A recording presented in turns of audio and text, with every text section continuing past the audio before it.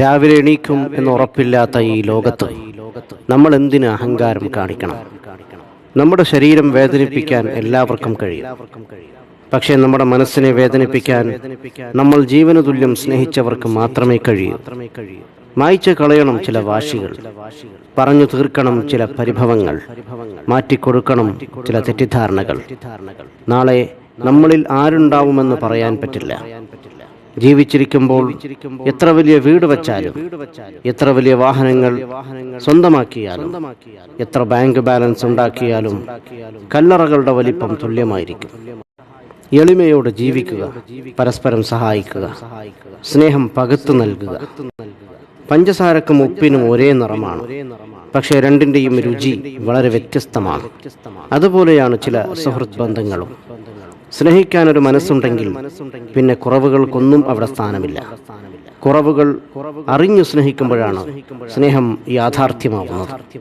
കൂര ചെറുതാണെങ്കിലും അതിനുള്ളിൽ സമാധാനമുണ്ടെങ്കിൽ അത് കൊട്ടാരത്തെക്കാൾ വലുതാണ്. നമ്മളെക്കാൾ ഉയരത്തിലുള്ളവരെ നോക്കുമ്പോൾ നമുക്ക് വിഷമവും ദുഃഖവും തോന്നാം. നമ്മളെക്കാൾ താഴെയുള്ളവരെ ഒന്ന് നോക്കൂ, അപ്പോൾ മനസ്സിലാകും നാം എത്ര ഉയരത്തിലാണെന്ന്. ഉറങ്ങാൻ കിടക്കുമ്പോൾ എല്ലാവർക്കും മാപ്പ് കൊടുക്കുക.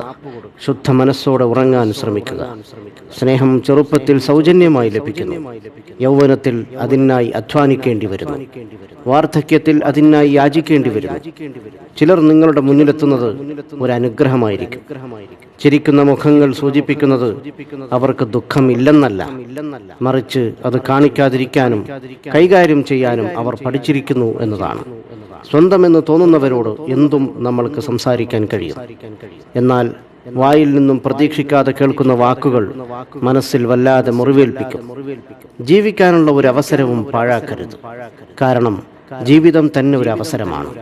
ഒന്ന് കാലു തെന്നി വീണാൽ തീരുന്ന ജീവിതത്തിന് എന്തു ജാതി, എന്തു മതം, എന്തു നിറം.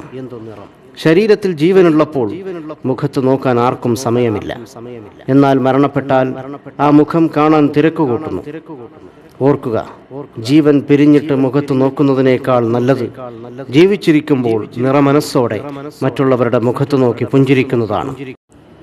അനുഭവത്തെക്കാൾ വലിയൊരു പാഠവും ജീവിതത്തെക്കാൾ വലിയൊരു വിദ്യാലയവും ഈ ഭൂമിയിലില്ല. ഒന്നോർക്കുക, പാവപ്പെട്ടവനും പണക്കാരനും 6 അടി മണ്ണ് മാത്രം.